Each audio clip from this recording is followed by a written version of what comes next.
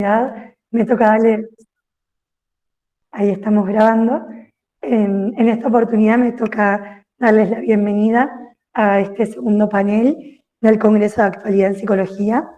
En este caso el panel es sobre psicología jurídica desde una perspectiva de género. La idea de este congreso es poder un poco generar espacios que nos permitan poder encontrarnos, generar síntesis y sobre todo hacernos eco de todos los debates, los cambios de perspectivas, las nuevas ideas, estrategias que fueron surgiendo en este contexto y lo que ha quedado para continuar y de acá en más. Esperamos que sea un espacio que se vaya repitiendo a lo largo de los años. Y bueno, y en este momento estamos muy felices porque contamos con la presencia de 3 disertantes de lujo, que ahora voy a pasar a presentar. Sí, recordarles que este encuentro está siendo grabado. La idea después es poder subirlo a YouTube para que las personas que no hayan podido asistir, muchos nos han dicho que están con parciales y demás, lo puedan volver a ver. Y después, también pedirles una disculpa por la voz, cada tanto se me va y vuelve, esperemos que no moleste mucho. Bueno, y la idea un poco es que podamos tener un primer momento para poder que cada una pueda disertar, pueda comentar un poco, y después sí poder abrir a preguntas, aportes y demás. Y bueno, primero paso a presentar a Laura y Amalia. Bueno, Laura Michel y Amalia Pujol. Ellas son las dos psicólogas que se desempeñan como peritos oficiales en el Poder Judicial de Chaco. Amalia trabaja en la Oficina de Abusos Sexuales, Laura en lo que es el equipo interdisciplinario de violencia de género. Ambas son parte del Foro Penal. Y bueno, también contamos con la presencia de Verónica Percara. Ella es psicóloga también, es integrante de la red de psicólogas feministas, es coordinadora de la Consejería Psicolegal de la red y también de ABOFEM Argentina. Nada, la verdad, bienvenidas a las 3, súper contentos de poder contar con su presencia. Bueno, primero agradecer la invitación. Para nosotros es súper importante poder aportar desde nuestra práctica a alumnos, a compañeros que estén iniciándose en esta especialidad. Ambas cursamos la especialización en psicología jurídica de UCES. Desde el 2015 estamos trabajando y es importante por ahí empezar a contextualizar la situación puntual de Chaco en lo que respecta a las causas de violencia de género. Chaco cuenta con 3 fiscalías especializadas en género. El equipo en el que yo participo, la intervención es meramente interdisciplinaria porque entendemos que la violencia de género es una problemática compleja que hay que abordarla desde distintas disciplinas, ¿verdad? El ámbito en el que se desenvuelve Amalia, por ahí es como un poco más delicada la intervención, porque estamos hablando de causas de abuso sexual específicamente. Entonces, por ahí la intervención, si bien es de a dos, termina siendo disciplinar en algunos casos por el tenor o la gravedad de las causas. Nosotros trabajamos con personas adultas, no trabajamos con niños ni adolescentes, que eso también nos marca una intervención particular, digamos, distinta a lo que lo que son los fueros de minoría y familia, digamos. Nuestro marco teórico que guía nuestra práctica es el psicoanálisis, y nos parece importante recalcar, sobre todo porque estamos transitando un momento de auge de nuevas corrientes que intervienen y que trabajan, y para nosotros es importante señalarlo porque nuestra intervención y nuestra escucha es guiada por el psicoanálisis. La idea en nuestras intervenciones es propiciar un espacio que dé lugar a la palabra para que se habilite un espacio de reflexión, una escucha sostenida en el caso de los momentos en los que se pueda, pero teniendo en cuenta que nosotros estamos enmarcadas dentro del Poder Judicial y que la demanda no es genuina del sujeto, digamos, la demanda de intervención la solicitan las fiscalías. Entonces, eso ya marca un inicio particular en Lo nuestra que no quita intervención. que muchas veces cuando trabajamos con víctimas, a veces está la intención de hablar, después vamos a ver que a veces también nos encontramos con las resistencias, que por ahí los tiempos judiciales no son los tiempos de la víctima, pero eso vamos a verlo un poco más adelante, pero bueno, puntualmente, encuadre, eh, nos parece importante esto marcar porque por ahí nosotros vemos como que hay cierto imaginario en relación a lo que es la práctica de la psicología forense, que no se corre de la ética clínica, digamos, y de la formación psicoanalítica. Nuestra idea es eso, digamos, tenemos como primer objetivo velar por la salud mental de esa persona, independientemente que nosotros estamos enmarcados dentro de un proceso penal, que tiene otro discurso, que tiene otros tiempos, que tiene otras demandas, que nos solicitan cuestiones, pero nuestra ética, digamos, en nuestra práctica, entendemos que estamos frente a un sujeto, eh, que también evaluamos a nivel discursivo, digamos, donde tenemos en cuenta los lapsus, donde tenemos en cuenta los Silencio. silencios que puedan llegar a surgir, digamos, o sea, la metodología que utilizamos es meramente psicoanalítica, digamos, ¿no? Pero bueno. Y nuestras intervenciones siempre es, más allá de que nosotros trabajamos con una temática específica y encontramos recurrencias o generalidades en los casos, siempre trabajamos el caso por caso, digamos. O sea, la escucha y la metodología que vayamos a implementar en cuanto a técnicas o no, se evalúa en función de ese caso particular, digamos. Bueno, nuestra intervención siempre empieza con un oficio, ¿sí? Es un oficio que demanda, ya sea fiscalía, juzgados, depende del organismo o la dependencia judicial donde se esté tramitando este caso. A partir de ese oficio, nosotros estamos habilitados para la intervención, ¿sí? Donde en general nos piden puntos periciales, que nosotros respondemos, pero también tratamos dentro de la intervención que hacemos ver si podemos aportar otras cuestiones que hagan a la causa, que tienen que ver con indicadores, con cuestiones sintomatológicas, y sobre todo, nosotros tenemos un modo de intervención puntual que es la misma persona que ve a la víctima, ve al victimario, ¿sí? En caso que lo solicite la fiscalía, ¿no? Que muchas veces esto es cuestionado cuando vamos a juicio, pero para nosotros es muy importante esto porque nos permite una evaluación un poco más global y compleja a relación a cómo es la dinámica vincular. O sea, vemos muchas veces en el discurso de las víctimas se ven las marcas que nosotros los podemos evaluar en el discurso del victimario. Entonces es como más compleja, pero cuando vamos a juicio es sumamente cuestionado. Como, por ejemplo, la lectura de los expedientes también. Hay como todo un prejuicio en relación a por qué nosotros leemos los expedientes y si esto no nos condiciona a nosotros en nuestra lectura.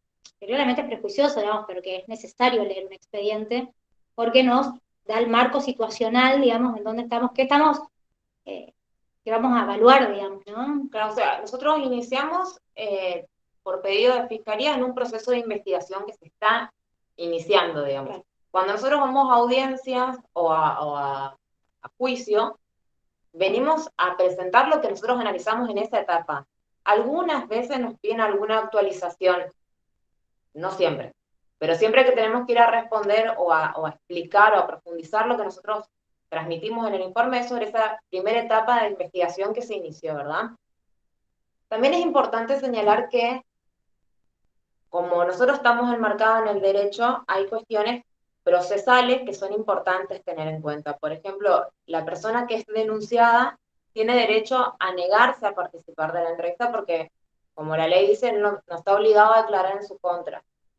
Y en el caso de las víctimas, nosotros tenemos consideración porque nosotros tenemos que pedir consentimiento para su participación, no podemos hacerlo contra su voluntad, pero muchas veces ellas vienen porque tienen que responder por ser denunciantes, digamos. Más allá de que algunas tienen las herramientas para negarse y no participar de la misma, que eso se consigna, y nosotros no hacemos una interpretación de esa negativa, porque creemos que responde a asesoramientos legales, entonces no podemos pensarlo como una postura oposicionista o como algo que perjudique, porque en realidad es una cuestión legal lo que está interviniendo en su decisión, digamos.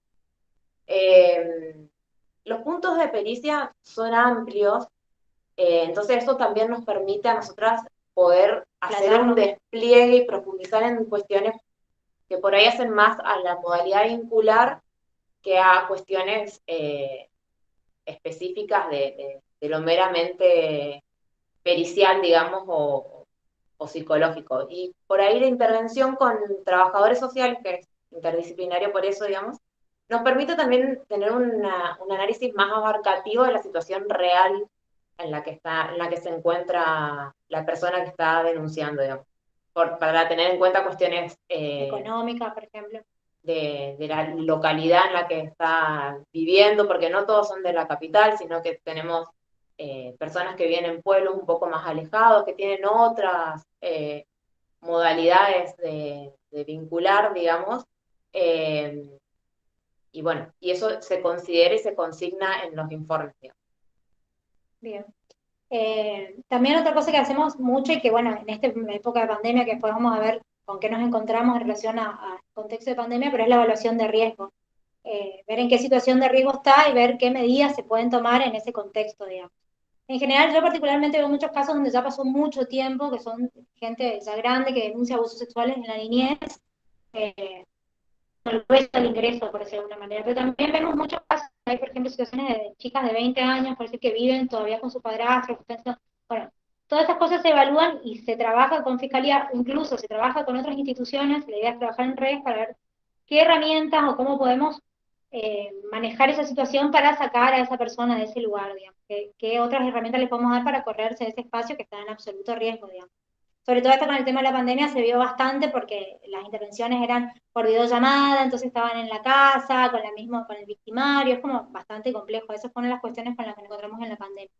Lo que sí es importante señalar es que nuestra intervención termina en el informe, digamos. Nosotros no hacemos seguimiento, no hacemos acompañamiento, por eso con la pandemia sobre todo nos vimos en la necesidad de apoyarnos en las instituciones y armar redes institucionales para poder tener un trabajo más duradero y eficiente, sobre todo porque acá la situación de Chaco, bueno, fue muy parecida a Buenos Aires en cuanto a las medidas restrictivas, y la verdad es que las instituciones estaban con un mínimo de personal asistiendo a las víctimas. Entonces, nos vimos en la necesidad de correr de esa lógica que tenía el Poder Judicial de una entidad autónoma, digamos, que interviene en un momento específico y empezar a armar un trabajo más en red que permita un acompañamiento distinto a las personas que denuncian. Sí. Y otra cosa importante también es que, bueno, nuestro trabajo, como dice Laura, no solo hacemos seguimientos. Entonces, como que nuestra intervención es muy acotada, digamos, es puntualmente, a veces 1 o 2 encuentros y no más, digamos, ¿no? Quizás, si es necesario, por ahí la podemos acompañar a la toma de testimonial, a declarar cuando hay juicio, pero no son todos los casos, y es ese tiempo nada más. Y muchas veces también nos encontramos con que los tiempos de la justicia no son los tiempos de los víctimas. Nos encontramos con retractaciones, nos encontramos con víctimas que por ahí no pueden sostener ese espacio de evaluación, digamos, entonces eh, es como que es necesario repensar constantemente, digamos, cómo intervenimos, digamos, en este contexto, digamos, que por ahí la fiscalía te demanda, y vos, bueno, tenés que ver cómo puedes sostener a esa víctima o ver o informar que, bueno, que por ahí todavía no está lista, que se evalúe dentro de un mes de nuevo, a ver en qué situación está y demás, o sea, es eso nada más. Después nosotros no tenemos más noticia de la víctima, salvo que hace un juicio muy público y bueno, vemos qué pasó, digamos, pero si no, después puntualmente no sabemos qué. O que la víctima se ha generado mucha transferencia y entonces por ahí se comunican, nos llaman, van y nos cuestionan, digamos, ¿no? La verdad es que la particularidad que tiene Chaco al tener esas fiscalías de género, especializadas en género, permite también que los fiscales tengan una apertura a poder escuchar o a poder significar las retractaciones como una confirmación de su calidad de víctima, digamos, y no como una mentira, claro, como que estuviesen mintiendo, como una postura que generó un movimiento administrativo innecesario, digamos, y la verdad es que eso también permite que nosotros tengamos una comunicación fluida con los fiscales para que ellos puedan también posicionarse de otra manera con las víctimas. Y aparte porque también nos parece, a nosotras la evaluación que hacemos es que, bueno, a partir de todo el movimiento feminista que hay muchas más denuncias, se va incrementando mucho más las denuncias a lo largo de los años, lo vamos viendo, y la evaluación psicológica se volvió una prueba primordial en esta temática, sobre todo cuando son casos viejos, en el sentido de que, bueno, pasaron cuando la persona que viene y denuncia ahora tenía 6 años y ahora tiene 30, ¿no es cierto? Entonces, lo único que hay a nivel prueba es la psicología. Entonces, como que tomamos un protagonismo muy importante, entonces los fiscales están como con mucha apertura y los jueces también a escuchar lo que nosotros tenemos para decir, digamos. Entonces, como que es válido aprovechar este momento, digamos, como para poder también hacer docencia, porque muchas veces nos encontramos, obviamente no tienen por qué saberlo, digamos, ¿no? Hay muchas lecturas, eh, más allá que tendrían que saberlo, digamos, pero más de la cuestión del género, digamos, pero por ahí hay muchas lecturas del sentido común y esos espacios de intercambio con personas del derecho nos permiten como hacer docencia y explicar, bueno, que esto no tiene que ver con el sentido común, que tiene que ver con sintomatologías, que tiene que ver con indicadores, que tiene que ver con un montón de cuestiones, es interesante que las sepan y las entiendan, digamos, que es por ahí lo que más nos cuesta, digamos.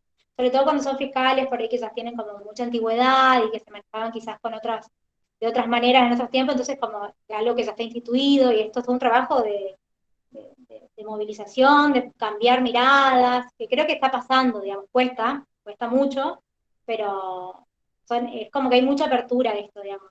Además que sabemos que la perspectiva de género no nos asegura feminismo tampoco. Y Total. muchas veces quienes están en lugares de poder son un espejo del sistema patriarcal que es la justicia, digamos. Entonces, es un desafío para nosotros poder acompañar y tener un espacio en el que se nos pueda escuchar y que podamos clarificar algunas cuestiones que están naturalizadas culturalmente. Incluso también esto que tenemos como la víctima buena y la víctima mala, digamos. No todas las víctimas son vulnerables y vienen llorando, ¿no? Hay víctimas que vienen muy enojadas, que hay todo, digamos, ¿no? Entonces por ahí también este trabajo y de la psicología forense es como, bueno, limpiar imaginarios sociales, ideas preconcebidas respecto a un montón de cuestiones, digamos. La víctima pasiva ya no la vemos, Claro. digamos, estamos con y Existe, celebramos eso, digamos, o sea, pero y la verdad es que los colectivos feministas también acompañan muchas de las causas, lo cual también eso genera un ruido en las fiscalías porque, digo, hay un, hay una demanda social. claro, entonces como que estamos asistiendo a un momento que exige un cambio inmediato en la justicia. La justicia siempre fue reticente a los cambios, pero creo que inevitablemente estos movimientos se están generando y la verdad es que celebramos que sucedan porque son necesarios. Nosotros con las intervenciones, en realidad en un primer momento, éramos cuestionadas respecto de la cantidad de denuncias que habíamos atendido en un primer momento, después en la cantidad de denuncias falsas que se presentaban, si podíamos detectar la denuncia falsa, como que nuestra intervención es probar la veracidad del discurso de la víctima, digamos, para los jueces, fiscales y demás. Pero por suerte eso ya no sucede y son pocos los defensores que nos cuestionan la veracidad de los dichos, digamos, porque nuestro informe es de carácter no vinculante y eso es importante señalarlo, porque el fiscal puede tomarlo como no. Entonces, si bien a veces el informe es la única prueba que tienen los fiscales para poder continuar con la causa, eh, es sumamente importante ese lugar porque nuestras palabras empiezan a tener un peso significativo en las causas. Y por eso para nosotros es sumamente importante tener un encuadre y basarnos en un protocolo a la hora de intervenir. O sea, si bien nosotros consideramos que es importante respetar las subjetividades de las personas que entrevistamos, hay un protocolo que guía nuestra intervención. Pero sobre todo también, más allá del protocolo, para hacer un trabajo organizado, digamos, pero sobre todo porque nosotros vamos bastante a cámara, los juicios ahora se está implementando acá juicios por jurado, eh, entonces es importante tener un protocolo, un modo de organizar nuestro trabajo, para así todas las cuestiones todo lo que nos van cuestionando, digamos, nosotros podamos tener como una respuesta, digamos, ¿no? En esto.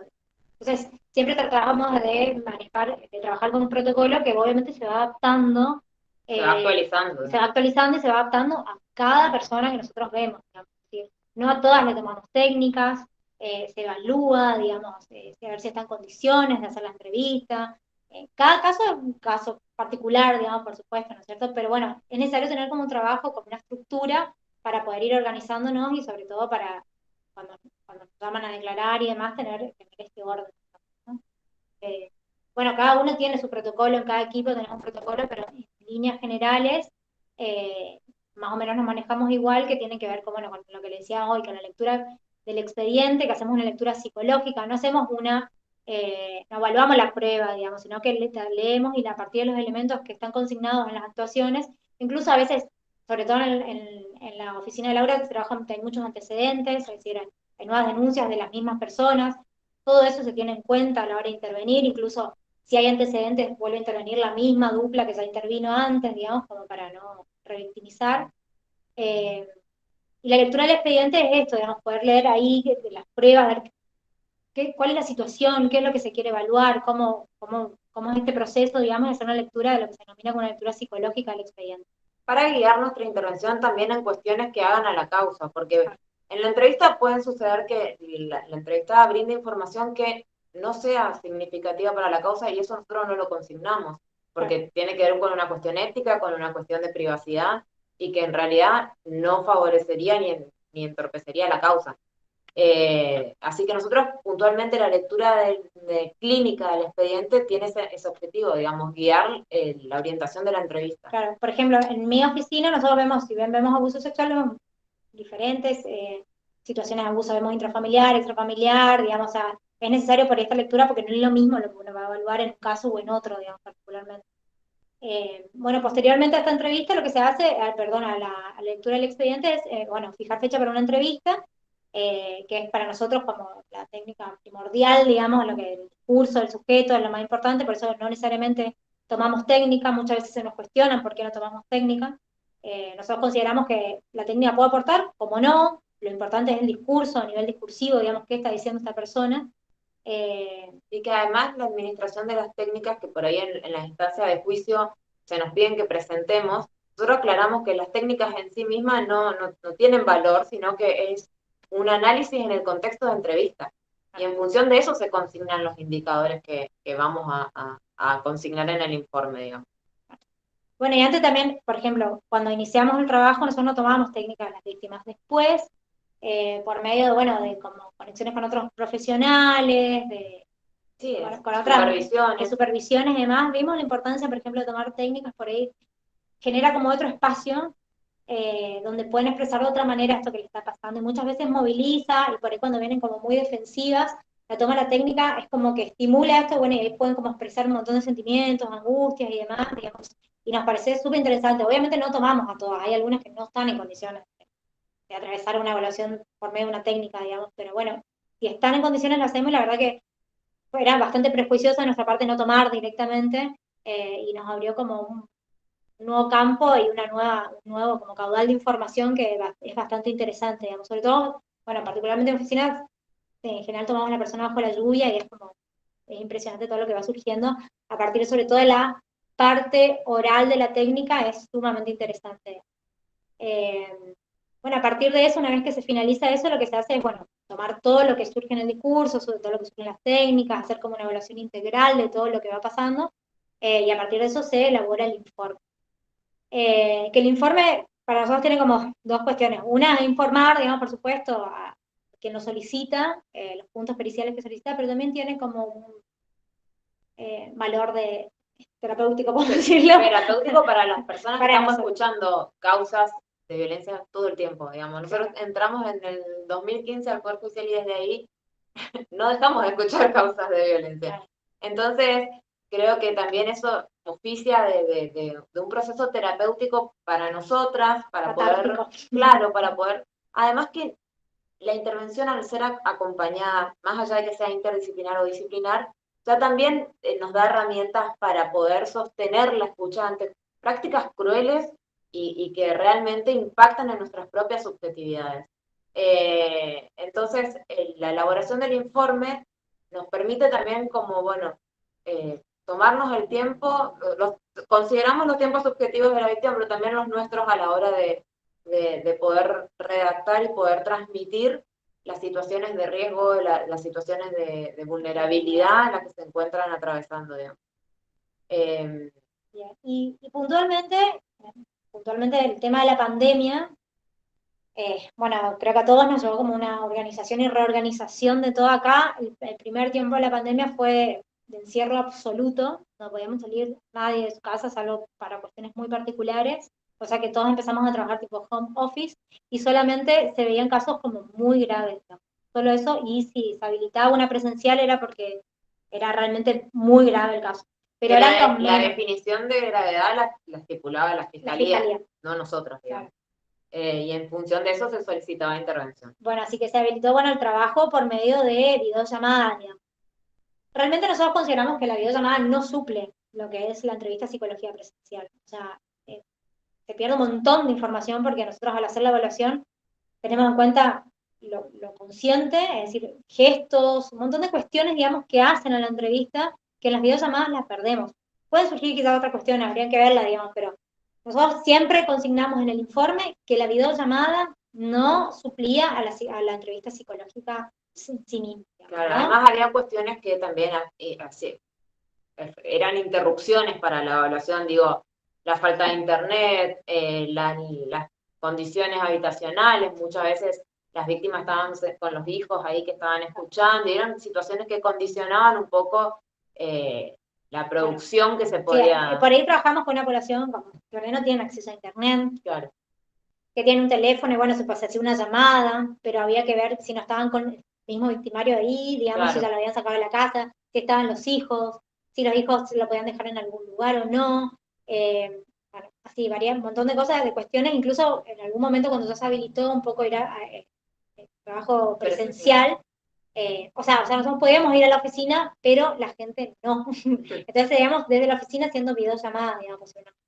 Y antes de la pandemia, que también fue importante, nosotros no teníamos esa necesidad de convocar a las víctimas porque ellas se presentaban a la dirección con su oficio en la mano. Entonces, Son era más dinámicos, consignar ¿no? una fecha y en función de eso, acá con el tema de los teléfonos a veces no tenían crédito, no, los teléfonos no funcionaban. Había un montón de variables que la verdad que retardaban el acceso a la entrevista. Digamos. Y lo que hizo fue, personalmente, esta es mi experiencia, es como que yo vi el tema de la resistencia en las víctimas con esto de las videollamadas.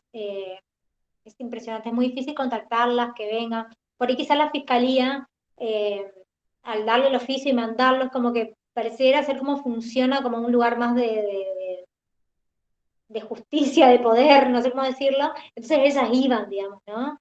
Acá no, entonces llamarlas, que bueno, si fijamos una fecha, no vienen, la vuelven a llamar y así va constantemente, digamos, hasta que, bueno, hasta que logramos poder comunicarnos, pero se volvió como un trabajo así bastante engorroso eh, esta cuestión, digamos. Entonces era como, bueno, eh, pensar alternativas, incluso ir a la casa, hemos ido a la casa para ver en qué condiciones estaban, porque por ahí eran muy de riesgo. Bueno, fueron como ir pensando estrategias constantes. Pero sobre la marcha, o sea, a medida que se nos van presentando las situaciones. La realidad también es que este primer contacto telefónico antes no sucedía Claro. y eso también nos permitía despejar ciertas situaciones de riesgo o alertar en el caso de que las hubieran, digamos. Y eso antes no sucedía, antes nosotros no nos enterábamos de que ellas tenían que asistir porque el fiscal le daba a ella el oficio y no nos mandaban ni por mail, no existía eso. Ahora con el tema de los mails y de que surge otra dinámica, también tenemos como una comunicación más rápida con las fiscalías y con las determinaciones que el fiscal debe tomar. Pero bueno, nosotros puntualmente, más allá de lo que, bueno, atravesamos la pandemia, hoy en día ya sí, ya hacemos trabajo presencial, ya avanza, acondicionó, también llevó todo un acondicionamiento a nivel edilicio para asegurar la conectividad. Claro, y demás. Entonces, hoy en día sí ya estamos trabajando de manera presencial, eh, y bueno, ya como que a poco vamos volviendo a la normalidad, pero bueno, nos vamos encontrando con estas cuestiones, digamos que por ahí es muy difícil que vayan, y además como que esto se remarcó mucho en el proceso de la pandemia, ¿no? Pero bueno, de a poco vamos reorganizando y pensando, incluso también teniendo mucho más conexiones con otras instituciones, que por ahí era necesario sacarlas de la casa. Laura tuvo un caso donde, bueno, la escuela del hijo como la llevó, le dio un espacio para que pueda hablar porque vivía con su victimario, entonces, bueno, eh, como que se reforzó mucho más el trabajo en redes, eh, Y creo que también eso era necesario que suceda para que el Poder Judicial pueda habilitar esos espacios que antes no sucedían. Antes las intervenciones eran un informe y terminaba ahí, y corría por cuenta del fiscal tomar las sugerencias que nosotros hacíamos en un informe. Pero hoy ya directamente las derivaciones y los contactos con las distintas instituciones, tanto del Ejecutivo como instituciones sociales de las localidades, las podemos hacer nosotros, y eso también es un movimiento distinto que desde el Poder Judicial sucede, digamos. Y en general, y las víctimas, bueno, particularmente yo, la gran mayoría que vi por medio de videollamada, volvieron a ir y se hizo como una intervención presencial, digamos, donde, bueno, en algunos casos se tomaron técnicas y demás, y como que se amplió todo el informe y se trabajó de otro lugar, digamos. Por videollamada nosotras no, había un acuerdo de la institución en sí, digamos, ningún profesional tomaba técnicas de manera virtual. Sabemos que hay profesionales que sí lo hacían, nosotros no lo considerábamos conveniente, además que perdíamos datos en todo el proceso. Y por ahí sí, por ahí el tenor de la causa era muy grave, se pedía permiso, digamos, para que esa persona pueda ir y, bueno, se ambientaba todo, la situación, todo el espacio y demás, como para poder tomar las técnicas y demás, porque por ahí bueno, la gravedad del caso era necesario, digamos, hacerlo. Entonces, bueno, era todo el tiempo pensar y repensar y demás, pero bueno, sí teniendo siempre en claro de que la videollamada para nosotros no reemplazaba la presencialidad, eh, y todos los datos que podíamos obtener a partir de eso. Y esa fue nuestra experiencia, digamos, en la parte, en este proceso de pandemia, digamos. No sé si quieren preguntar algo. No, la verdad, gracias, súper, dijeron un montón de cosas súper interesantes. Me quedo con muchas, desde cómo es el ejercicio en un ambiente donde tal vez prevalece más el derecho, cómo de a poquito fue cada vez más permeando, con cómo atraviesa la ética en el ejercicio profesional, desde cómo se tratan las cosas hasta qué poner o no en un informe y ese discernimiento, ¿no? También un poco, también estos nuevos desafíos y como algo que resultó ser un contexto de crisis y de estar pensando constantemente cómo solucionar ciertas cosas, de repente implicó un avance en la creación de redes y con otras instituciones que hasta el día de hoy se puede usar. La verdad, increíble, me quedó un montón de dudas. Creo que ahí alguien levantó la mano, le podemos dar la palabra a la persona que levantó la mano y ahora vamos con Verónica para que también nos pueda aportar desde por fuera del Poder Judicial, ¿no? Mabel, ¿querías comentar algo? Sí, hola. Hola Amalia, ¿cómo estás? Hola, Mabel. Mi colega y amiga, ¿qué tal?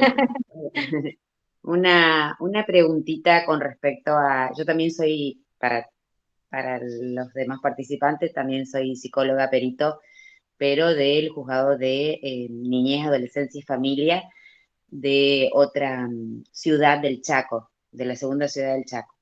Y con Amalia siempre hemos cursado la especialidad juntas, así que bueno, nos conocemos y la respeto y la quiero mucho. Este, quería preguntarles, vieron que ahora se trabaja con el sistema SIGI, ¿sí? Que leemos el expediente, tenemos acceso a la experiencia, del expediente a través del sistema. Eh, Cuando nosotros informamos, ¿sí? Que va nuestro escrito, ya es todo vía mail, eh, los peritos de parte eh, tienen acceso a ese informe. Eh, sí, por supuesto, el abogado, ¿no? El abogado del denunciado, digamos, sí tiene acceso a todo el expediente a través del SIGI, pero mi pregunta es, ¿el perito de parte, el psicólogo de parte, puede tener una copia, digamos, de nuestro informe o eso es exclusividad de la fiscalía o de la Cámara en su caso? Y yo creo que el Depende de dónde defensor vaya. tiene acceso a ese expediente. Nosotros no tenemos vuelto de SIGI, sí que es un sistema interno dentro del Mm. Poder Judicial, pero nosotros todavía no tenemos, seguimos con el LEX, que es un sistema viejo, digamos. Todavía no tenemos, pero creo que el defensor, en general, el perito de parte es contactado por el defensor, ¿no es cierto? En general. por lo menos la mayoría de casos que vemos es Sí, por el abogado defensor, del sí. abogado. Entonces, si el abogado defensor en general tiene acceso, en general le facilita esto al perito de parte, No correspondería, pero sucede. pero sucede, digamos. Bueno, Entonces, porque sí, porque esto es lo que le quería comentar. Sí tienen acceso, o sea, nuestros informes circulan libremente. Inclusive acá sucedió que en una página, el sí, estilo de Facebook, digamos, de compra y venta, el informe psicológico de un niñito que había, sí, de un niño que había sido abusado, circuló así, libremente, digamos. Entonces, bueno, ese era mi consulta, si a ustedes, sí. bueno, A si es nosotros que, también nos ha pasado que abogados defensores han publicado nuestros informes, exponiendo, pero Nombres, apellidos, nombres, domicilio. apellidos, informes de la víctima, todo, toda la situación que salen. Hay abogados acá particularmente que tienen esa modalidad de trabajar, horrible. claro, Eh, pero bueno, en general nosotros lo que tratamos de hacer es como cuando esto es público, tratar de responder mediante nota, por medio del superior. La bien. realidad es que pasa, ¿no? Sí, porque me parece que viste, es un ataque constante, digamos, a nuestras evaluaciones, a nuestras intervenciones. Sí, y a eh, la intimidad de la víctima, sobre todo cuando son no, casos de abuso sexual, que nosotros sabemos que, por ejemplo, cuando el caso es por abuso sexual y se va a juicio, el juicio no es abierto, no es oral y público, es un juicio claro, cerrado porque es una causa privada, del orden privado. Entonces, sobre todo en esos casos, digamos, tener sí, esta... Pero bueno, sabemos que hay abogados que no cuentan Criterio. con ese criterio ético, digamos. Eh, sí. Sí, sí, entonces, acá en realidad como que de los abogados uno no se asombra, digamos, ¿sí? Pero sí de nuestros colegas que son peritos de parte, digamos.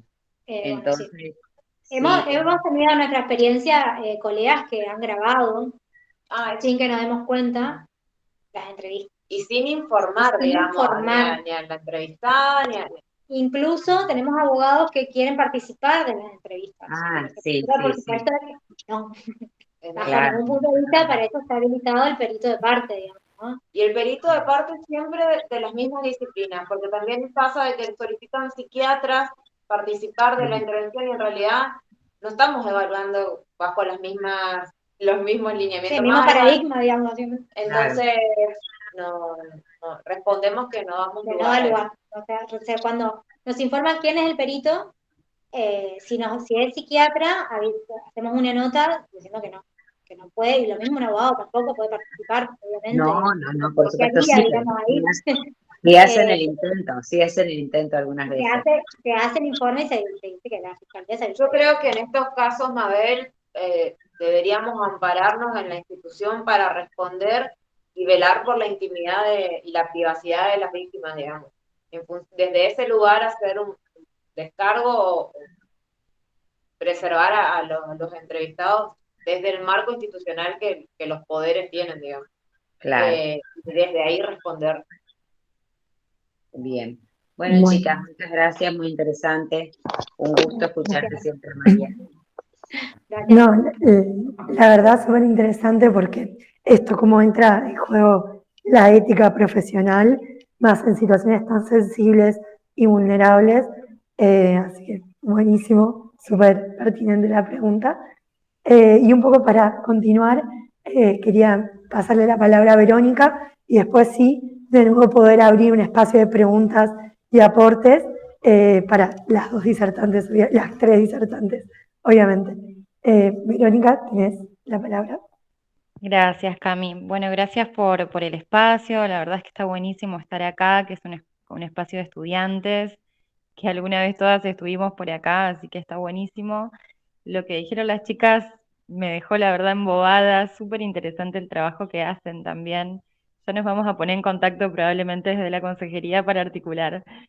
Eh, Voy a empezar contándoles un poco de qué se trata la consejería nuestra, porque por ahí estamos bastante acostumbrados a lo que es una consejería, lo que son los derechos reproductivos y no tanto por ahí en la consejería del estilo que intentamos armar con las compañeras de ABOFEM. Principalmente es una consejería interdisciplinaria que está armada desde dos asociaciones que tienen el mismo criterio, que es el feminista. Fue una propuesta que en realidad surgió desde ABOFEM Argentina, que tiene su sede madre, digamos, en Chile. Vi por ahí que hay un compañero que es de Chile, así que tal vez lo conocen. ABOFEM Argentina nace un poquito después que la red y nos invita a nosotras como asociaciones hermanas a hacer este espacio que es interdisciplinario, abierto a la comunidad, y la CONCE ya lleva casi 3 años, por suerte, así que logramos un poco obtener un poquito de experiencia a lo largo de este tiempo, y la propuesta es bastante sencilla y bastante compleja al mismo tiempo, porque son dos disciplinas que se unen gracias al feminismo y toda la explosión, por suerte, que tuvo nuestro país a lo largo de estos años. Eh, pero la realidad es que son disciplinas muy distintas, ¿no? Por eso escuchaba muy atentamente a las chicas cuando hablaban de esto de negociar, ¿no? Con todo lo que es el mundo de lo judicial, del derecho, de lo penal.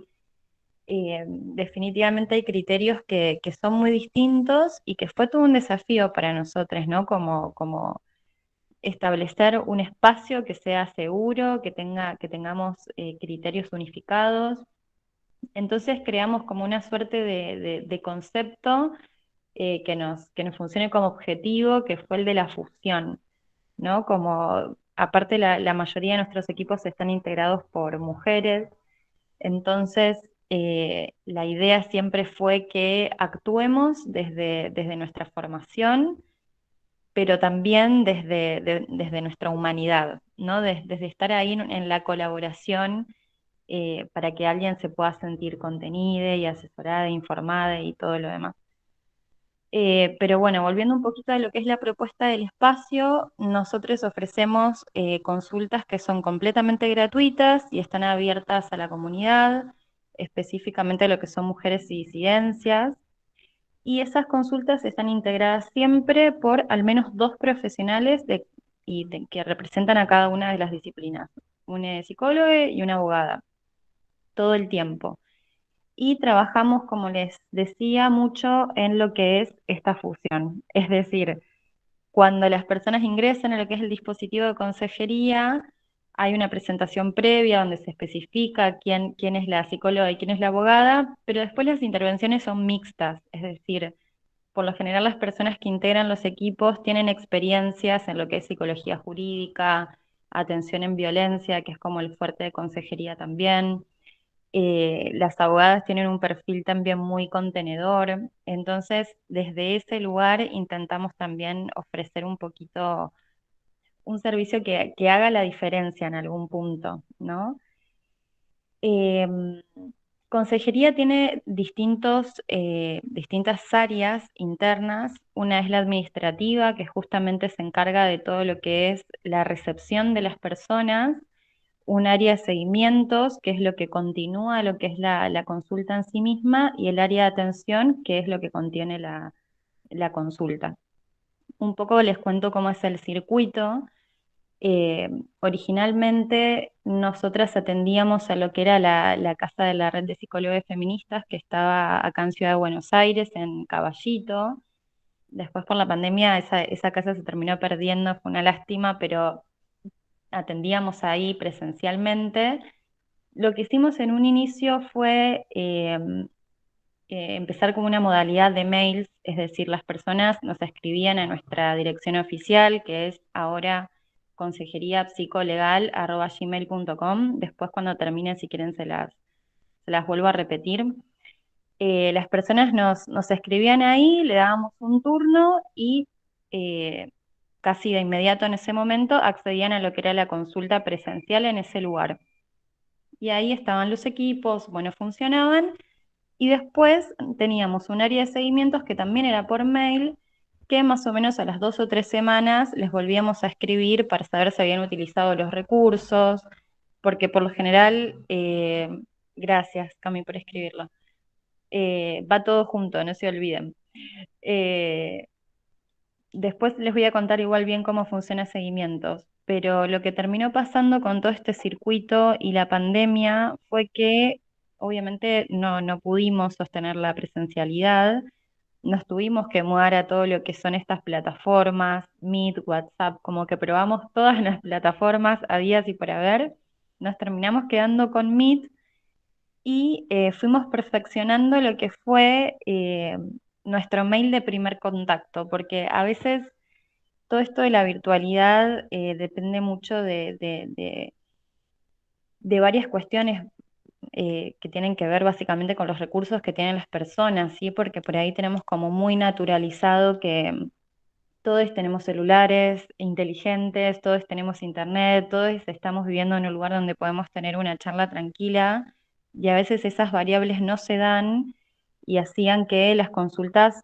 se fueran como entorpeciendo, ¿no? Entonces sobre la marcha fuimos aprendiendo varias cosas y ahora nuestro mail de primer contacto tiene mucha información.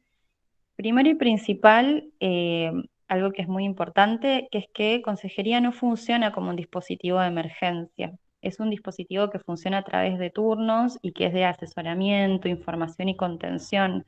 Por lo tanto, si hay una situación de emergencia, siempre sugerimos llamar al 144, acceder a lo que son bueno, las comisarías de la mujer, dependiendo de las zonas o del lugar del país donde se encuentren, OBD acá en Ciudad de Buenos Aires. Toda esa información está en el primer mail para que las personas, en el caso de que se encuentren en una emergencia, sepan a dónde asistir. En el caso de que no sea una emergencia, tenemos todo un sistema como de preguntas que nos permite saber bien de qué se trata el caso, entonces los equipos tienen como una suerte de vista previa de qué es lo que, con qué se van a encontrar, ¿no? Sobre todo porque por lo general el asesoramiento termina con dar recursos que puedan facilitarle un poco a esa persona la salida de esa situación. Entonces, a la hora de buscar recursos y todo lo demás, es muy importante que los equipos sepan a quién van a atender y cuál va a ser la problemática o la cuestión. Eh, por otro lado, lo que tenemos también en ese mail es información básica acerca de qué se trata consejería, porque a veces consejería es un término muy amplio y las personas van con muchas expectativas a la consulta, sobre todo en el área de eh, lo jurídico, ¿no? Las chicas me van a entender y entendía mucho esto de lo que decían con respecto a que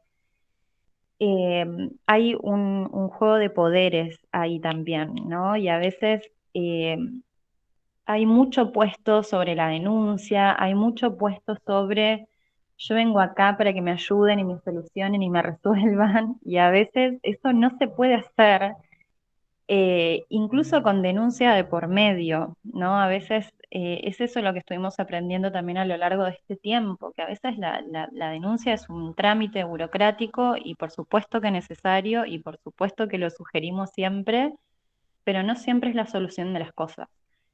Entonces, hay mucha información importante que necesitamos, sobre todo en términos de cosas básicas. Si tienen abogados, si tienen psicólogos, si están haciendo terapia, si alguna vez tuvieron un asesoramiento legal, porque parece tal vez algo evidente, pero la realidad es que el común de las personas no saben cómo funciona todo lo burocrático o más bien todo lo que hay que organizar en base a cualquier causa, discriminación, violencia de género. Entonces digo, a veces también las personas que tenemos formación en esto normalizamos ciertas cosas y nos olvidamos de preguntas básicas, ¿no? Como, bueno, ¿alguna vez viste una abogada que te cuente en qué situación estás o dónde está tu denuncia o si se archivó, si, no sé, etcétera, ¿no?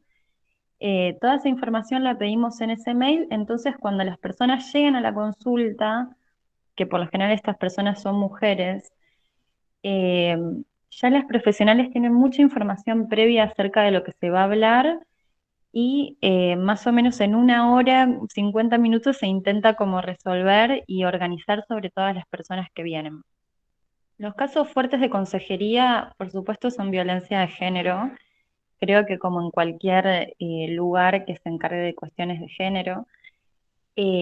Después últimamente hemos tenido varios casos de abuso también que han llegado, de abusos de larga data, aparte que hay una cuestión bastante complicada con lo que es la prescripción de las causas. Bueno, hay que tener mucho conocimiento acerca de todo eso, entonces también nosotras tratamos que las profesionales que integran consejería tengan información y tengan sobre todo formación. Como dijeron las chicas, que me pareció de lo más interesante también que dijeron, y les agradezco por nombrarlo porque también es algo que parece evidente, que es que la perspectiva de género no garantiza una perspectiva feminista de las situaciones, ¿no? Como ahí hay una mezcla necesaria, podemos decir, entre lo que es la formación y la militancia en algunos casos, ¿no? Y que una cosa no implica la otra, o sea, que nosotros seamos personas militantes no implica que tengamos la perspectiva de género, sí, tenemos que estudiarla, tenemos que informarnos, tenemos que saber cómo se aplica, y al revés lo mismo, que las personas, no sé, del Poder Judicial o cualquier persona que trabaje en el ámbito público, por la ley Micaela tenga formación en perspectiva de género, no la hace una persona feminista, ni siquiera una persona con perspectiva de género, solamente la hace una persona con formación en esa perspectiva. Si la aplica o no, después eso es algo personal, ¿no? Y lo sabemos, eso lamentablemente. Pero bueno, continuando un poco con lo que es consejería, eh, así funciona, digamos, nuestro mail de primer contacto. Tenemos un equipo que se encarga de todo lo administrativo, de todo lo que es dar turnos, responder los mails, porque hay algo que también es muy particular en estos casos que tienen que ver con la perspectiva de género y que nosotras tratamos de cuidar mucho y que las chicas también nombraron, tienen que ver con la revictimización y cómo es ese primer contacto, ¿no? Porque nosotras podemos responder como una computadora, ¿no? Como, hola, sí, ¿qué tal? Bueno, tenés un turno el miércoles a las 6 de la tarde, un saludo, ¿no? Pero por lo general lo que nosotras intentamos hacer es eh, agregarle un plus a todo eso, ¿no? Para que desde el inicio la persona sepa y encuentre en ese tipo de espacios, aunque estén completamente virtualizados,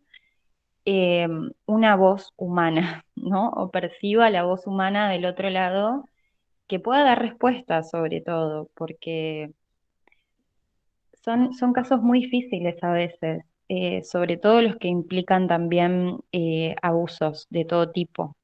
No solamente el sexual, ¿no? Que es por ahí lo que estamos más acostumbradas a relacionar con lo que es el abuso, sino también el abuso de instituciones, el abuso de, bueno, en todos los aspectos que se puedan imaginar. Entonces digo, también como nosotras como instituciones feministas también nos tomamos muy en serio esto. Y una vez que la consulta se realiza, eh, hacemos esto que les decía, de poder brindar los recursos lo más pertinentes posibles. Igual las consultantes siempre tienen la opción de volverse a comunicar con nosotros, porque consejería es un espacio abierto.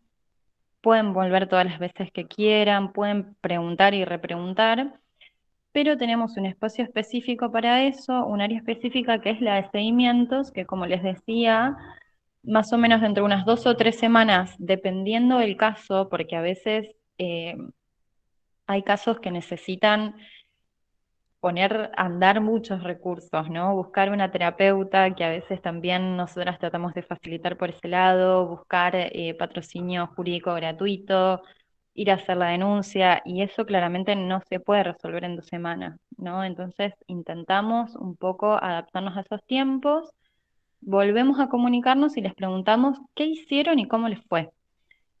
Porque a veces lo que nos pasó en algunos casos es que las personas van y cuentan, ¿no? O vomitan todo lo que les pasa, porque por ahí no tienen espacios terapéuticos y son personas que no han sido escuchadas en lo público, en algunos casos, no en todos, eh, y van y cuentan todo lo que tienen que contar, pero a la hora de recibir la información se bloquean, no entienden nada de lo que tienen que hacer, se confunden y se abatatan y no hacen nada. Entonces, el efecto que tiene eso sobre nosotros es de mucha frustración, porque por supuesto que estamos para escuchar, pero al mismo tiempo queremos que esas personas avancen, ¿no? Puedan resolver, puedan encontrar un recurso en la consejería misma.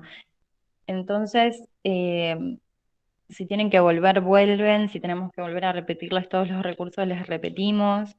Esto, como decían también las chicas, tratamos de que sean los mismos equipos para evitar la revictimización. El equipo que hizo la consulta también es el equipo que hace el seguimiento en el caso de que la persona quiera tener una consulta nueva en consejería. Siempre es el mismo equipo o se intenta que sea el mismo equipo para respetar esto de, bueno, ya son caras conocidas, que parece mentira, pero para una persona que está ahí, que no entiende nada o que sí entiende todo, pero está como desolada en algún punto, es muy importante ver caras conocidas. Eh, y nosotras en un punto le teníamos mucho miedo a la virtualidad por eso, porque decíamos, bueno, vamos a perder atención, vamos a perder cercanía, vamos a perder esa cuestión que tiene la inmediatez, ¿no? De decir, bueno, qué recursos tenemos ahora, ¿no? Eso de buscarlos después, bueno, toda esa cuestión. Y al final la realidad es que la virtualidad fue muy funcional para nosotros, porque primero que los equipos podían atender desde la comodidad de su casa y nos ofrecieron más horarios, porque estos equipos son ad honorem, no reciben nada a cambio de la atención que hacen en consejería. Entonces cada equipo dona, podemos decir, la cantidad de horas que tiene disponibles para poder dedicar la consejería. Son horarios fijos igual, pero quiero decir, el año pasado la pandemia y la virtualización de casi todos los espacios laborales también permitió que las personas tengan más tiempos para espacios como este, ¿no? Las personas profesionales.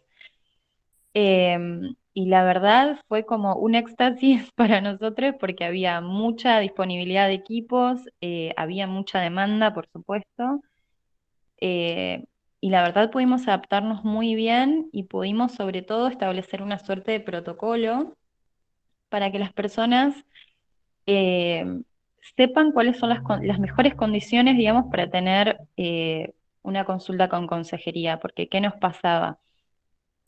Muchas veces tal vez nos contactaban mujeres que estaban viviendo algún tipo de violencia, que tal vez no era una violencia física, que por lo general se la relaciona con la más grave, ¿no?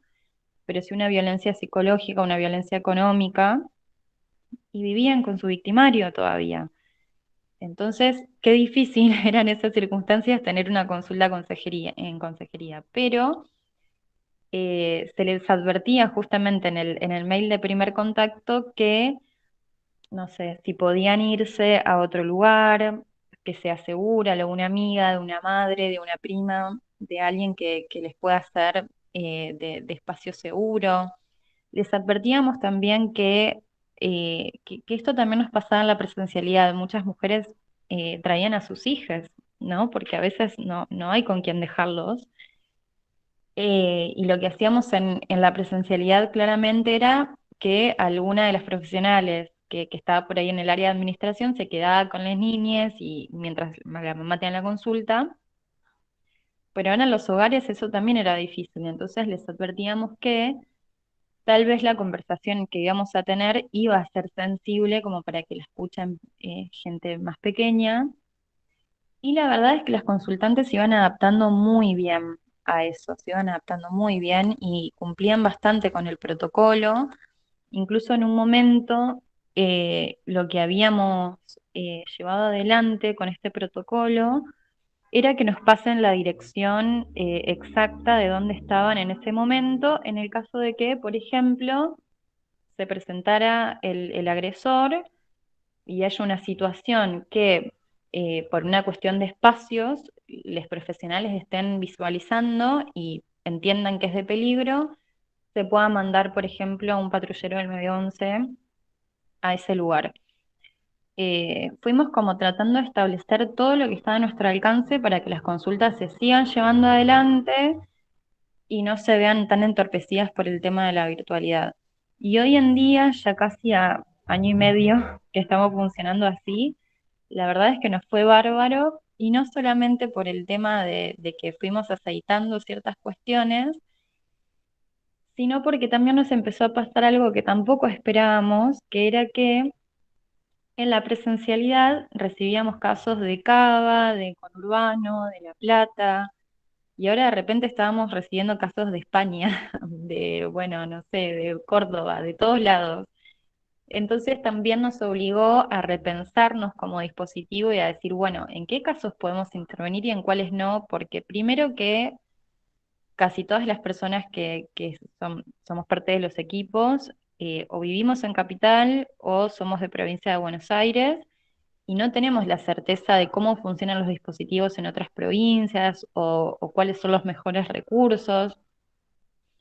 Entonces lo que empezamos a hacer en principio fue no atender casos internacionales, porque ahí ya era muy difícil en términos primero de jurisprudencia, en el caso de las abogadas para poder asesorar, y por otro lado en tema de recursos y leyes y la cultura incluso, era muy difícil. Más allá de que por lo general las personas que consultaban eran argentinas, pero estaban viviendo en otro lugar. Y después con el tema de provincias, de a poquito lo fuimos aceitando y empezamos a estar en contacto también con nuestras sedes de provincias, porque tanto abogadas feministas como la red de psicólogos tienen alcance nacional. Entonces, por ahí las sedes de las provincias podían ayudarnos en lo que es el reconocimiento del territorio, recursos y demás. Y ese fue un trabajo bastante interesante, pero en términos generales, la verdad es que consejería ahora en la virtualidad absoluta está funcionando muy bien, de forma muy aceitada. Los casos, como nosotras tenemos un sistema de turnos y una cantidad de casos determinados por semana, que son más o menos, son 10 turnos por semana, eh, no tenemos realmente conciencia si los casos de violencia de género, por ejemplo, aumentaron o no aumentaron, pero lo que sí tenemos conciencia es que eh, hubo más consultas, por lo menos en nuestro espacio, en términos de lo que fue abuso, de lo que era antes. Pero es verdad que históricamente, desde que empezamos a atender, eh, siempre la estrella de los casos fueron los de violencia de género, y, y así funcionamos, digamos.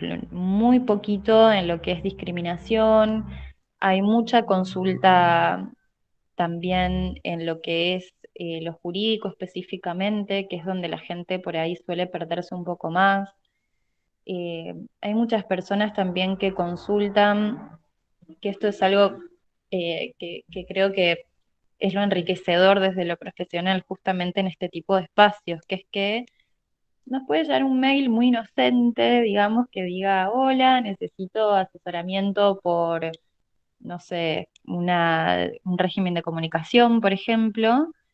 Decimos, bueno, genial, venite, qué sé yo, y nada, se presenta a la consulta una persona completamente desbordada, que no tiene ni idea de qué está haciendo, de que tuvo una separación violenta, o sea, es decir, definitivamente en nada es lo que parece en algunos puntos, y creo que los espacios de este tipo, tanto desde lo interdisciplinario como lo que tiene que ver con mujeres, disidencias y perspectiva de género, que aparte es el hermoso tema de hoy, eh, hace que todo el tiempo nos estemos desafiando, ¿no? Profesionalmente, porque definitivamente hay veces que yo creo, que el gran desafío de los espacios interdisciplinarios y los espacios profesionales es que a veces no tenemos respuestas o no tenemos respuestas para todo. Entonces, cuando hay casos tan enormes, a veces cuando estamos con mi compañera que coordina, que es abogada de Abofem, y escuchamos casos de los equipos que tienen todo, todo lo que ustedes se puedan imaginar, violencia institucional, violencia doméstica, abuso, abuso de larga data en la familia, o sea, todo junto y, y son personas que definitivamente eh, están explorando todas las opciones, porque capaz antes de venir a consejería pasaron por 8.000 instituciones antes y ninguna les pudo decir nada, porque son casos tan de película, una película de terror, claramente, que a veces definitivamente necesitamos un gran trabajo en equipo para poder abordarlos. Por eso empatizaba mucho con lo que decían Amalia y Laura, porque la verdad las admiro mucho por el tema del peritaje, porque ese también es un gran indicador, ¿no? De la gran lucha, creo también que tenemos las mujeres, ¿no? A la hora de poder colaborar desde nuestra formación al discurso, podemos decir, aún increíble para algunas instituciones de las propias mujeres que han vivido abusos o violencia o lo que sea. Entonces digo, es un trabajo muy lindo, de mucha experiencia, de mucho amor, también de mucha militancia, pero que claramente tiene estas aristas, ¿no? Que hay que tenerlas en cuenta y que demandan mucha responsabilidad profesional y mucha formación también. Por eso me encantó lo que dijeron las chicas acerca de la perspectiva de género y el feminismo, porque me gustaría que lo repitamos en todos los espacios, porque es re interesante para tenerlo en cuenta. Y bueno, y un poco para cerrar, les cuento que voy a hacer mi chivo obligatorio. La red de psicólogos feministas suele abrir, ahora no sé cuándo, pero suele abrir un voluntariado que incluye estudiantes para distintas áreas de su asociación, de su institución. Una de esas áreas es consejería. Obviamente no tenemos estudiantes en todo lo que es el área de atención, pero sí tenemos estudiantes en lo que es el área administrativa, lo que es el área de seguimientos. Entonces, nada, si alguna persona está interesada, que esté atenta a la apertura de inscripciones y voluntariades de la red, que nada, ahí les vamos a estar esperando. Bueno, la verdad es que gracias. Súper movilizante lo que comentaba Verónica. Eh, y aparte a mí, o sea, mientras te escuchaba hablando, solamente pensaba en lo complementario que son las dos áreas que estaban viendo, eh, tal vez con la particularidad de esto que mencionaban las chicas antes, de que ellas se encuentran con que no siempre la persona acude voluntariamente, que tal vez es algo que a ustedes sí les pasa y que tienen como ese plus, pero como el hecho de preparar a la persona que se va a enfrentar en todo ese proceso, de hacer la denuncia, de someterse a un montón de pasos que implican exposición, que implican volver a decir en palabras algo sucedido, que implica un montón de cosas, y una preparación previa puede hacer que el trabajo incluso de las chicas también sea más fácil o que esté más introducido y sea más ágil, ¿no? Entonces, y se me viene a la cabeza esta necesidad de poder hacer redes con otras instituciones, de hacer, de la importancia de que este tipo de trabajos no se pueda hacer en solitario o en un solo lugar, sino que necesariamente necesita de distintos lugares, ya sea adentro como fuera, y, y de lo que depende tanto de la voluntad, de la ética, de las ganas de hacer a conciencia ese trabajo. Así que no, la verdad es que me quedé con un montón de cosas. No sé si quieren comentar algo de lo que dijo la otra. También podemos abrir un poco a preguntas y aportes. Las pueden dejar en el chat o levantar la mano o abrir el micrófono directamente. Pero bueno, cedo un poco la palabra.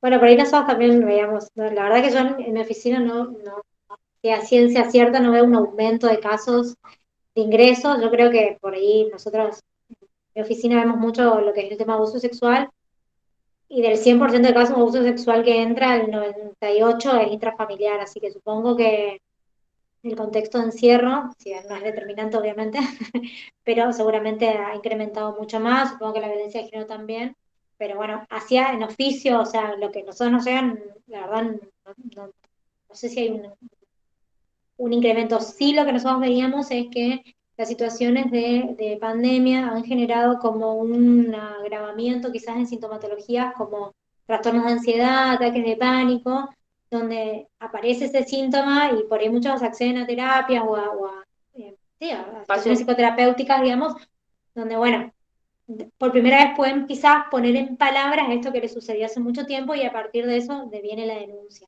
Eh, ¿No? Y por ahí muchas de las víctimas que vemos vienen con un trabajo terapéutico, sobre todo, y es que lo que habilita la denuncia, ¿no? Pero muchas otras vienen y es el espacio de la pericia, a veces es la primera vez que alguien las escucha, porque, como decía Verónica, digamos, por ahí escuchamos películas realmente de terror, ¿no? Donde uno ya entra en el campo de lo absurdo de lo que escucha, porque uno puede creer lo que está escuchando, sinceramente. Entonces, por ahí, ese espacio deja de ser un espacio meramente pericial para volverse realmente un espacio clínico donde por primera vez alguien está escuchando y está permitiendo poner en palabra la crueldad que ustedes a veces ni se imaginan de lo que vivieron esas personas y la vulnerabilidad con la que se encuentran, digamos. Entonces, como esto es lo importante, digamos, ¿no? Y También esto espacio donde no se juzga, digamos, porque vos hoy decías muy bien, las instituciones están buscando la veracidad de los hechos, digamos, digo, de que se toma la denuncia, el Poder Judicial y demás. ¿Cuánto de verdad hay en su dicho? Y estos espacios no van por ese lado. Entonces, por ahí encontramos como un espacio para poder contener, sostener, escuchar, que nunca tuvieron lugar, digamos. claro que por ahí también a veces aparece esto, digamos, del imaginario bueno, le creen, dicen la verdad, eso tenemos mucho, ¿no? Nosotros no estamos ahí para creerles o no, digamos. Nosotros escucha y nosotros veremos indicadores o no de esto que está pasando, y eso es nuestro aporte, digamos. Nosotros no podemos decir, sí, dice la verdad, no miente, porque no es nuestra función a nivel jurídico, digamos, y no es nuestra función tampoco.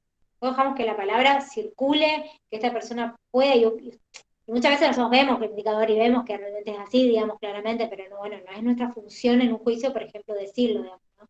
Y por De ahí hecho, tenemos, había puntos de pericia en un primer momento que nos decían probabilidad de la reiteración de los hechos denunciados.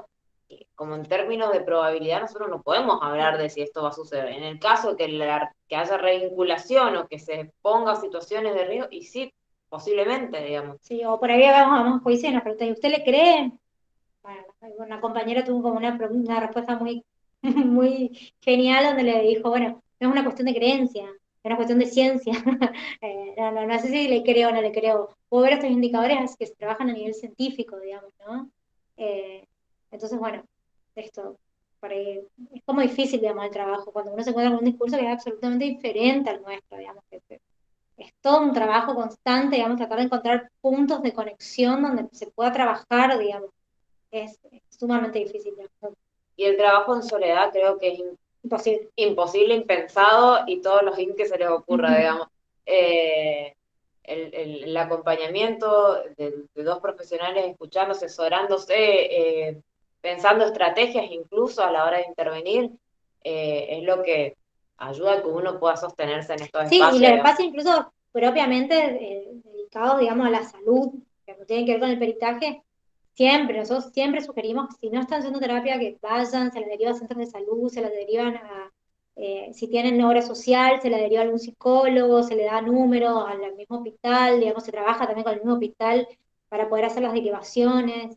Es sumamente necesario, sí o sí, porque muchas veces le viene un proceso que es difícil realmente, que a veces revictimiza muchísimo, entonces siempre, siempre se trabaja en red, digamos, apelamos a esto, a otros espacios para poder generar, que puedan tener ciertas herramientas, aunque sean mínimas, para poder atravesar esta situación, digamos, sino que al menos les sirva para su salud, digamos, ¿no? Que a veces nunca tuvieron acceso a nada de esto, digamos, por ahí nosotros naturalizamos y pensamos que hay gente que nosotros vemos gente que a veces no tiene ni agua, ni luz, nada, ¿no? O sea, imagínense que terapia es como un lujo, básicamente, ¿no? Entonces, es todo un trabajo el caso por caso y ver a ver ¿Qué qué posibilidades? posibilidades hay para trabajar con esta persona. Por eso es importante que haya estos espacios de consejería, estos espacios donde se les informe, porque a veces no tienen ni idea realmente.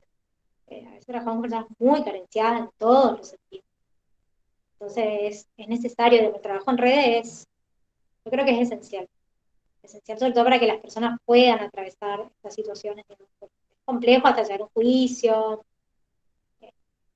es mucho gasto de energía psíquica, digamos, así que es necesario que estén acompañadas. Muchas veces, si bien algunos pueden llegar a tener algún contexto de contención, no siempre se da. Hay personas que no tienen ni siquiera referentes emocionales para que las acompañen, digamos.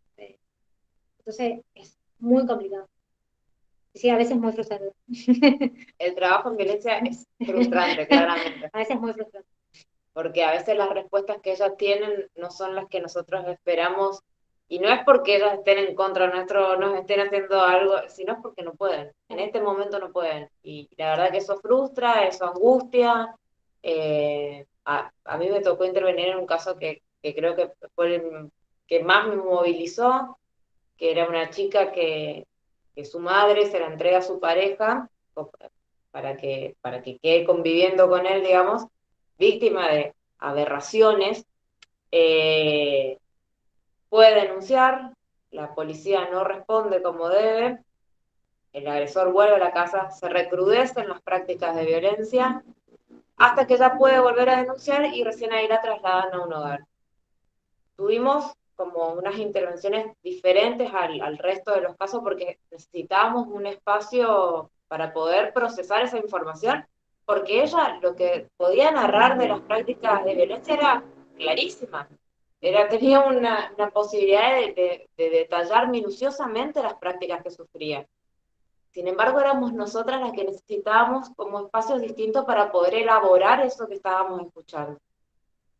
Y en un momento nos empezamos a cuestionar qué le podíamos ofrecer nosotras a ella, porque ella estaba en un hogar, estuvo casi 6 años presa con esta persona, tuvo 4 embarazos, 5 hijos, eh, y pensábamos, esa chica no terminó la escuela, no manejaba dinero, nunca había salido a la vereda, pasaba sus días atada a una cama, entonces decíamos, ¿qué? O sea, ¿cómo empezamos? O sea, le damos una vivienda y ¿qué con eso, digamos? ¿La volvemos a dejar desamparada, abandonada Entonces es como que es muy, muy difícil pensar solo cómo intervenir, a dónde apuntar.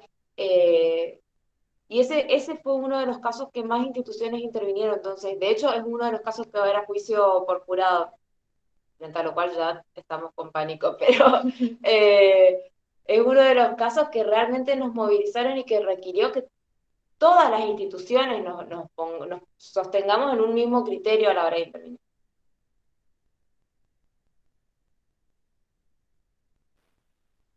Qué fuerte. No, la verdad que sí. Estaba pensando un poco eso, como, no sé si hay más preguntas, pero primero como uno, como profesional, se prepara y se predispone para todo, o sea, siempre, ¿no? Pero más en estos casos tan fuertes y puntuales, como mantiene también el autocuidado a la hora de poder intervenir. Eh, Eso era como una pregunta muy puntual en estos casos específicamente. Y la otra pregunta que también quería decir era en esto de la frustración y en la respuesta, que no siempre es cómo se acompaña o cómo se aloja, digamos, a esa persona cuando la respuesta de la institución no es la esperada, digamos. Esas. Bueno, el autocuidado, bueno, primero un análisis sí o sí, sí o sí un espacio de análisis.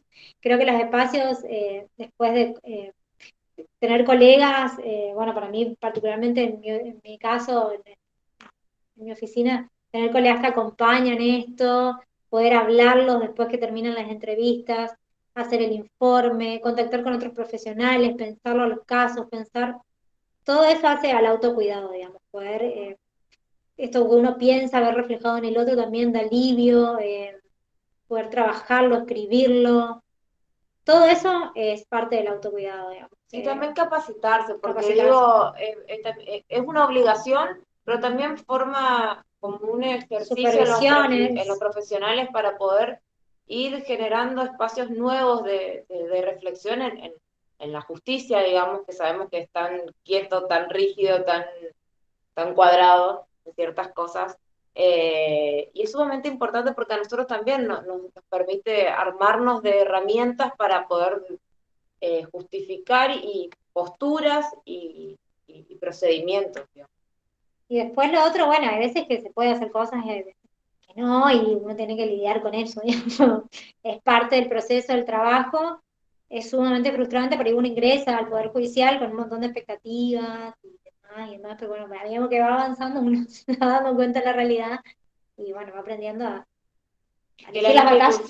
y ahí las instituciones tienen límite, el Poder Judicial tiene un Y montón. nosotros también. Un montón. Entonces, bueno, hacemos lo que se puede y festejamos lo que podemos y que no, entendemos que es parte del proceso Y fomentaríamos, digamos, movimientos que generen nuevos cambios, digamos. claro, por ahí pensar ese caso, ir viendo qué se puede hacer. Sí, yo pensaba también que es re importante esto de la supervisión, que nosotros en consejería estamos trabajando bastante en eso de tener como un equipo de supervisión, pero lo que sí hacemos es que todos los meses nos reunimos y la reunión está como dividida en secciones, ¿no? Como hay una sección administrativa con todas las novedades, hay una sección de casos donde cada equipo, no cada equipo, sino el equipo que tenga ganas puede eh, exponer, sí, algún caso que no haya podido abordar del todo, que fue muy difícil o que pueda colaborar en términos informativos a los otros equipos. Y hay otro espacio que es específicamente para saber cómo estamos, ¿no? Cómo nos sentimos durante la atención, qué es lo que nos pasa, cómo estamos en lo personal también, si por ahí, no sé, está pasando algo muy heavy en nuestras familias, eh, es evidente, digamos, que no vamos a estar al 100%, o si nos está pasando algo en otro ámbito de lo personalísimo. Hay un espacio donde podemos compartir ese tipo de cosas. Por supuesto, no, nuestros equipos, todo el equipo, en realidad toda consejería es un dispositivo bastante pequeño en términos de que no somos más de 15 personas, entonces esto es bastante fácil. Pero aparte, digo, bueno, yo además soy terapeuta y sabemos igual las personas que estudiamos psicología que es parte de nuestra formación también tener nuestro propio espacio terapéutico, siempre ejerzas lo que ejerzas, ¿no?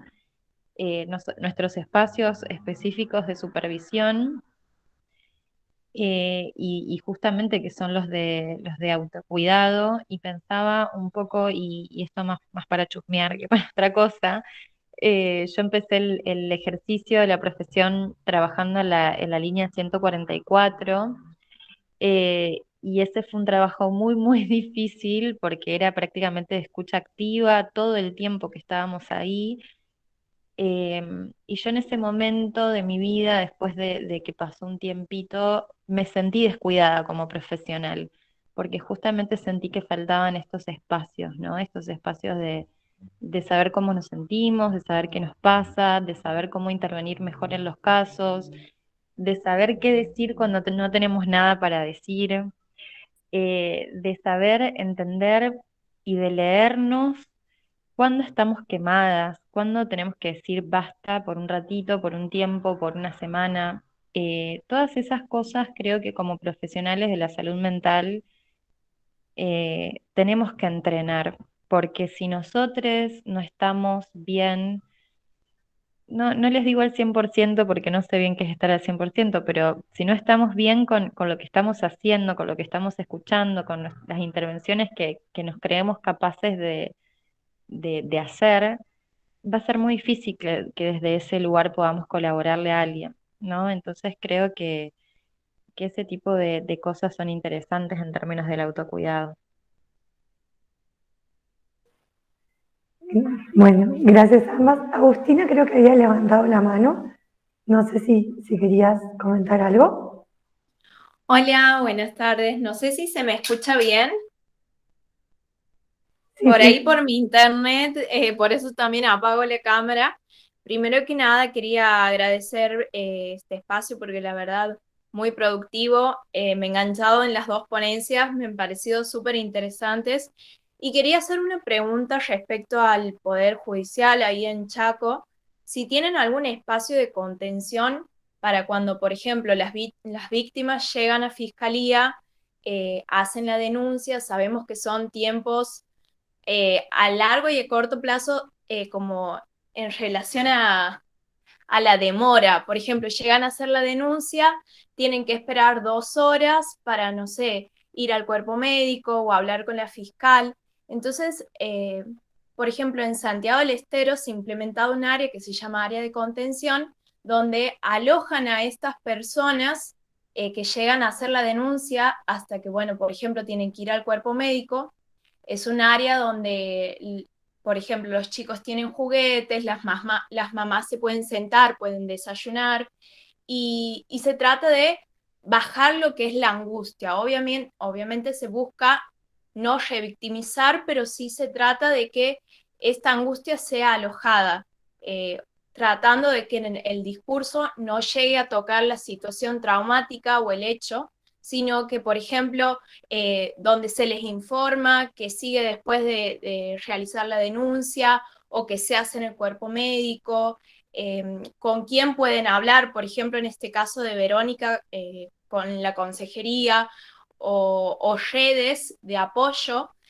Todo eso se le comunica en este espacio, dentro del Poder Judicial de Santiago. Por eso también quería consultar si en Chaco es algo similar o directamente las víctimas hablan con las psicólogas después, o los psicólogos después de lo que es todo sacar el turno, de leer el expediente y demás.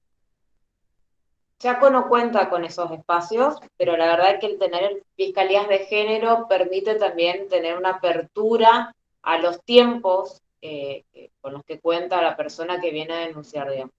Inicialmente en fiscalía se toma una testimonial. Muchas veces los fiscales nos solicitan la participación para que acompañemos y podamos sostener a la persona en ese momento de la testimonial.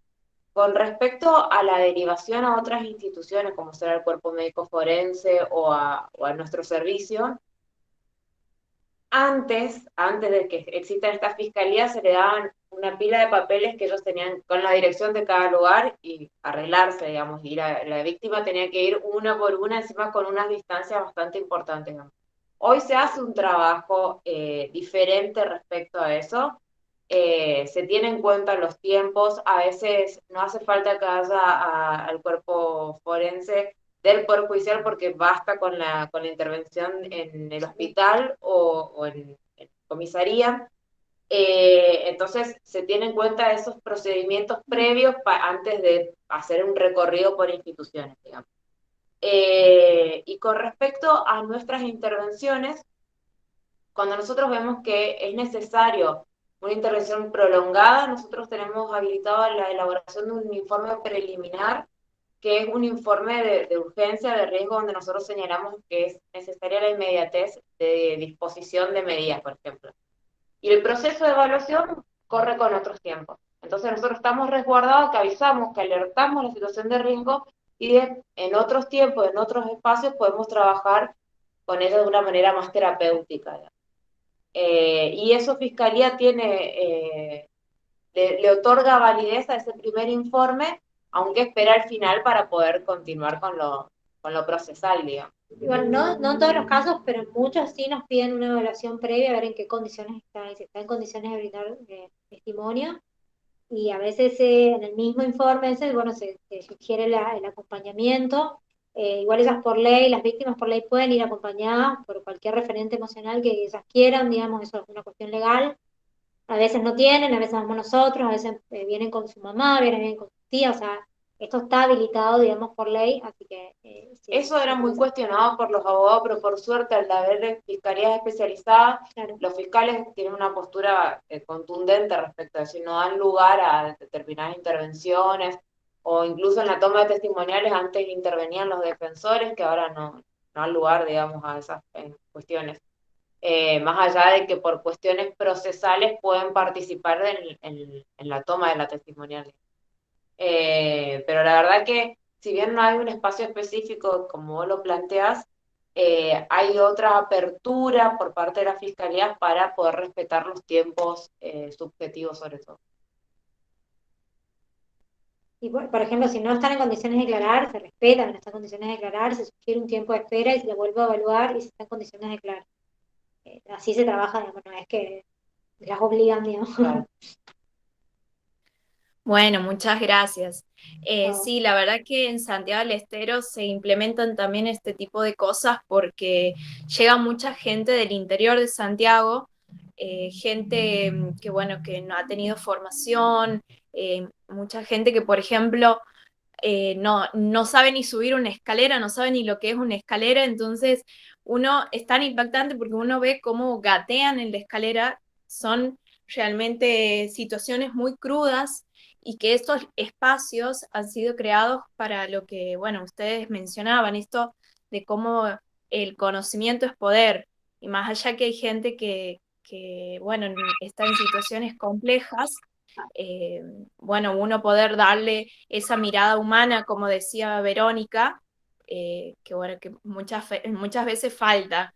Y a veces creo que en el quehacer profesional, bueno, soy estudiante, pero lo he presenciado en algunos profesionales, de cómo se olvidan de esto, de lo empático y de lo que caracteriza a la profesión, de poder verlo desde una óptica humana, comprensiva, sin juzgar y bueno, está bastante bueno esto de la perspectiva de género, que se mantenga, que se siga, digamos, y se mantenga y se sostenga porque es muy necesario, estamos perdiendo mucho de la humanidad y eso no está bueno. Así que bueno, muchas gracias, chicas. Bueno, no, la verdad, no sé si hay más preguntas o, bueno, ya con un tiempito ya del panel y con tantas cosas interesantes que fueron surgiendo, les quería agradecer tanto a las tres disertantes por los aportes que estuvieron haciendo. Me parece que fueron súper interesantes para ir recuperando ciertas cosas o priorizando ciertas cosas que tal vez ahora como estudiantes las tenemos más a flor de piel porque es el momento donde tal vez estamos más conectadas con que es esto lo que queremos hacer o esto es lo que queremos seguir estudiando, que queremos formarnos, pero la importancia de no poder o no perderlo durante el camino. También de poder actualizarnos, de poder especializarnos en lo que queramos seguir, me parece fundamental, y sobre todo poder tomar los aportes de personas que ya tienen un camino recorrido y que han vivido también los procesos de cómo fue hacerse ese lugar en estos espacios, ¿no? Seguramente cuando nosotros ejerzamos no va a ser lo mismo y seguramente no va a ser lo mismo por personas como ustedes que ya fueron haciendo esos espacios y abriendo esos caminos, así que súper agradecida de eso y de que estén hoy acá compartiéndonos su experiencia. Tal vez simplemente recordar que bueno, este panel está siendo grabado, lo vamos a estar subiendo al canal de YouTube para quienes quieran volverlo a ver y sobre todo para algunas personas que no pudieron estar hoy, así que apenas ya va a estar disponible. Y bueno, también comentarles que tanto el lunes como el martes tenemos más paneles.